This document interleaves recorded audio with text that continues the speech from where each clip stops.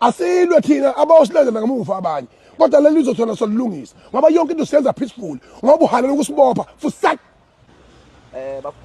bafowethu umuntu akabengelele kakhulu igama lami nguZoso bafowethu njengamanje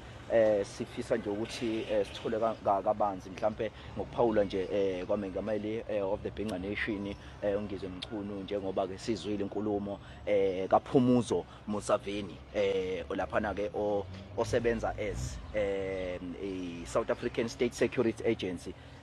lapha yes no lo sholo bamba lo usikhumbuzo Musaveni lo yes lo mama lo nobandlululo olinyanyisayo olunukayo lo mama uqothukini welelo na akaqhubeka indlela nje yona kungahloniphi lokhu akwenzayo kungahloniphi lokhu akwenzayo ukuthi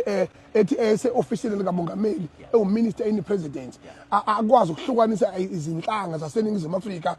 zibe thina sizama ngayo yonke indlela kube sibumbane sibe into eyodwa akathi yena mayizondela amazulu ayizondela amazulu uma ngabe ke ingane efosololasi zona ngokuthi mhlawumbe ke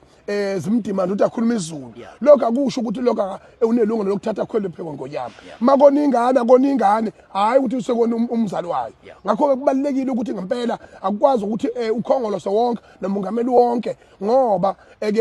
ofisini kamongameli lo mama lo kufana nokuthi umongameli uqobo othukisile ngalentamba ayithuke ngaso usho ukuthini mayithi silo fanele sifunde so fundisa ivenda neshangana nakho konke yabona ibaluleke kabi le ndabana yokuthi ngempela njengoba sibhekene nempi yabantu bokufika abangekho emthethweni siqondana nayo ngqo angayithatha ibize ngetribal movement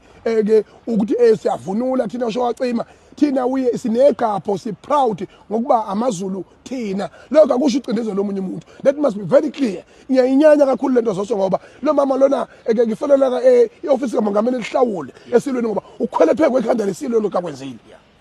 angazi ukuthi mina ukuguga kabi lo mama ukuguga kabi wona sikhumbuzo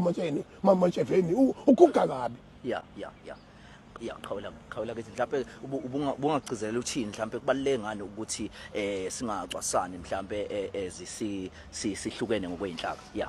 kubaleke ukuthi yenze lesimanga mana ke Eastern Cape lapha kade siyokhuza inkosi yamakwelekwele lena sibekwe lapha yaseNigeria lokho ukuthini ngakho abakubabaza ukubambisana komXhosa kanye nomZulu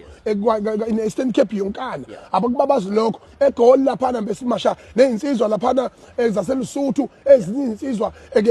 zamapedi ngamavenda sindawonye lapha silwa nobandlululo lokuthi cha sizinhlanga ezodwa ubuningi bethu thina njengamaZulu nokucula amaculo akwaZulu akusho lokho ukuthi is a tribal movement